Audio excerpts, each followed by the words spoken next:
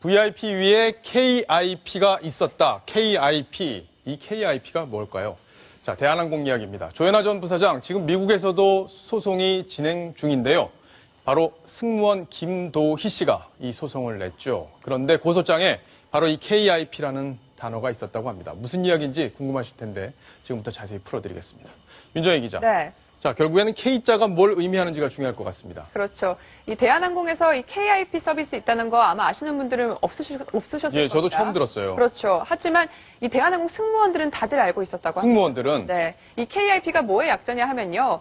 대한항공 한진그룹을 뜻하는 칼과 또 VIP의 IP를 따서 만든 겁니다. 그렇군요. 그러니까 조양호 회장 일가, 또 조 전 부사장에 대한 특별한 서비스를 이야기를 하는 건데요.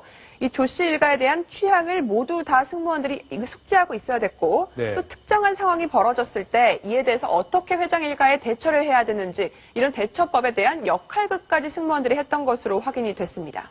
예.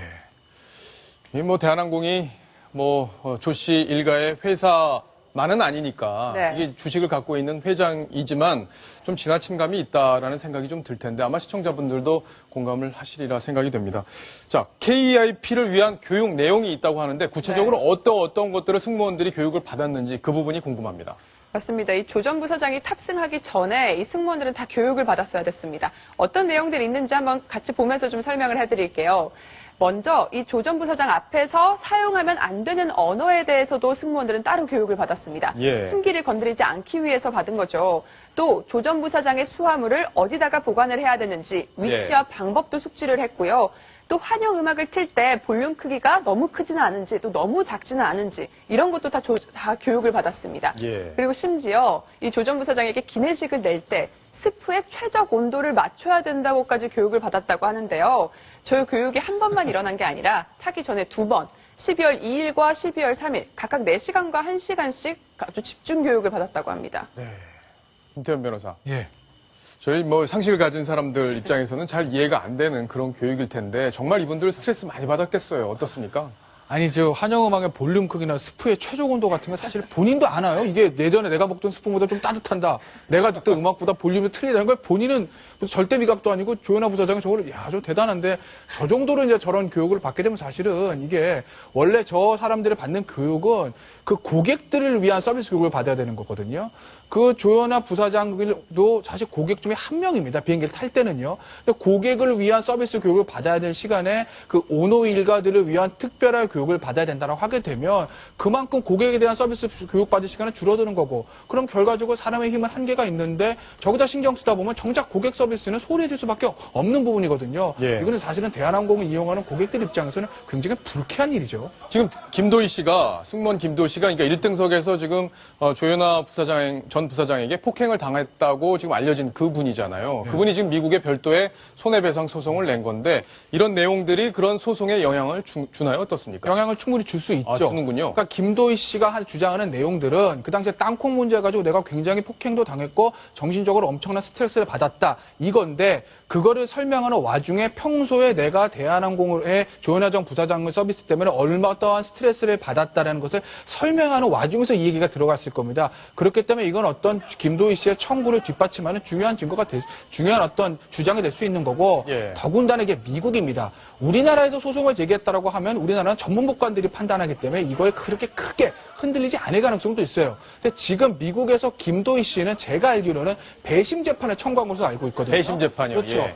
배심원들을 설득하는 데 있어서 이거는 사실 굉장히 중요한 자료가 되는 거죠. 그렇군요. 배심원들 입장에서는 대한항공과 조현아 부사장이 평소에 승무원들이 이렇게 했단 말이야. 이거 정말 안 되겠구만. 이런 생각을 할 수 있기 때문에 미국에서 배심 재판이 열린다고 하면 이 주장들은 김도희 씨에게 절대적으로 유리한 자료가 될 겁니다. 그렇군요. 자, 지금 김도희 씨가 뉴욕에서 소송을 진행하고 있다고 하는데 김도희 씨의 남자친구가 미국에서 변호사 생활을 하고 있다고 합니다. 아마 법률적으로 여러 가지 자문을 주고 있다고 하는데 저희가 당시 같이 비행기 내에 있었던 박창진 사무장의 지인을 통해서 이 소송이 지금 어떻게 진행이 되고 있는지 그리고 지금 박창진 사무장은 어떤 회사 생활을 하고 있는지 전화로 직접 인터뷰해봤습니다. 뉴욕에서도 그래서 합의하려고 6차례, 7차례 시도를 했는데 대한항공에서 안 받아줬다고 하더라고요. 대한항공 법무팀에서는 지금 로펌을 선임을 했고요. 기각을 해달라 이렇게 요청을 할 거라고 하더라고요. 그런데 그 김도희 측에서 배심원 재판 요구를 했어요. 그 전에 대한항공은 그 기각을 해달라고 여기 재판 관할권이 없다라고 해서 그거를 중성조할 거예요. 소송 액수가 그때 막 300억 정도 얘기가 나왔었잖아요. 다음 주면 밝혀질걸요? 남자친구가 소송 대리하는 건 맞나요? 그 김도희 씨? 그 남자친구가 변호사예요. 부 변호사예요. 땅콩해양 사건이 일어나고 처음부터 김도희가 그거를 준비했어요. 네, 그래가지고 박창진 사무장한테 같이 하자고 막 이랬는데 박 사무장은 그때 뭐 그럴 겨를도 없었고요. 자, 뭐 소송 내용 쭉 들었는데 박창진 사무장은 현재 산재를 신청한 상태인데 지금 회사에서 잘 받아주지 않고 있는 상황이다. 근무는 안 하고 있다. 이런 내용까지 설명을 했었습니다. 김태현 변호사. 예. 지금 청구 금액이 네. 300억 이상이 될 거다. 미국에서 소송이. 예. 그렇게 된다고 하는데 지금 대한항공 측에서는 관할권은 거기서 갖지 말고 한국에서 좀 소송을 하게 해달라는 요청을 하고 있다는 거잖아요. 그게 가장 책점이 될 거예요. 왜냐하면 예. 미국과 우리나라 같은 경우 이런 경우 배상액 자체가 틀리거든요. 이게 아마 우리나라에 소송을 하게 되면 제가 봤을 때는 배상액이 아무리 많아도 1억을 못 넘길 겁니다. 한 3, 4천만 원에서 결정될 가능성이 크죠. 왜냐하면 우리나라는 위자료 역세를 그렇게 크게 인정하지 않기 때문입니다. 네. 하지만 이게 미국에서 한다고 하면 그리고 더구나 배심 재판으로 연결된다고 하면 미국은 우리나라보다 위자료 역세 자체가 크고 미국은 또 징벌적 손해배상 제도라는 거 있기 때문에 300억까지는 모르겠으나 우리나라에서 받는 것보다는 훨씬 큰 금액이 나올 가능성이 높죠. 그렇기 때문에 대한항공에서는 어떻게든지 이 소송의 관할을 뉴욕에서 관할을 인정하지 않아서 한국으로 가져오려고 하는 것이고 김도희 씨는 뉴욕에서 계속 진행하려고 하는 겁니다. 예, 그렇군요.